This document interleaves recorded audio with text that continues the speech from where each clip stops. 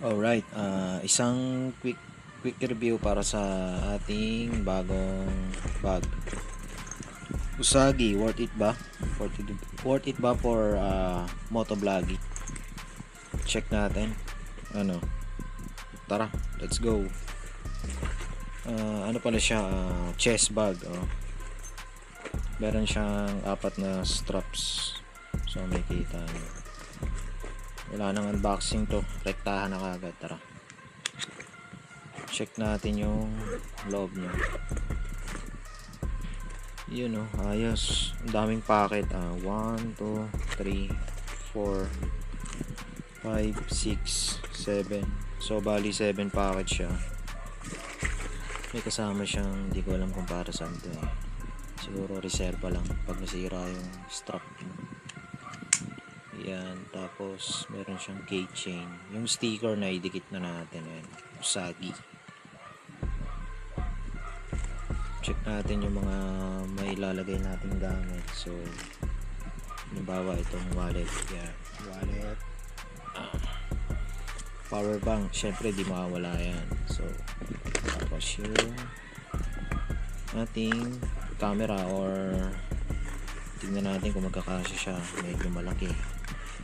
Yan tapos mga batteries, pwede mo siya ilagay dito. Ano pa ba? Yan, try natin isara.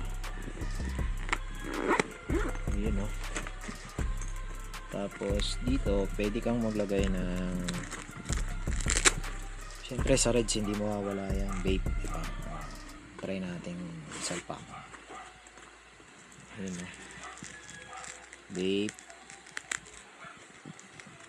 Siyempre ang ating juice ng vape. Ayan. And then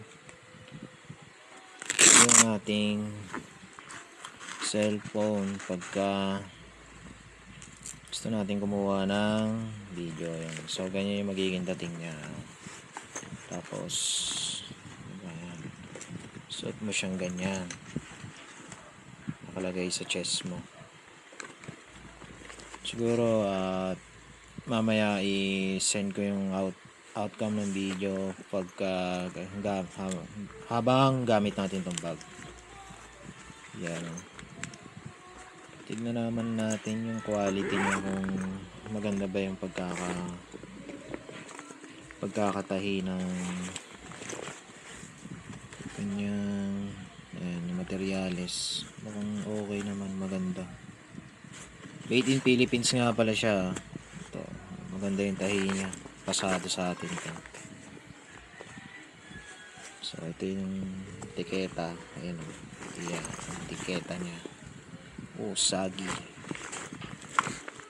So paano, mamaya send ko yung magiging outcome ng video. Dito tayo kukuha, cellphone video lang. So yun lang. Thank you for watching, guys.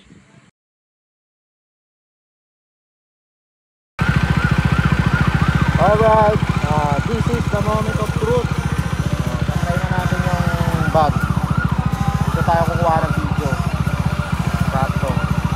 Ginamit na natin pagsundo kay Mrs. Ito yung pop nyo.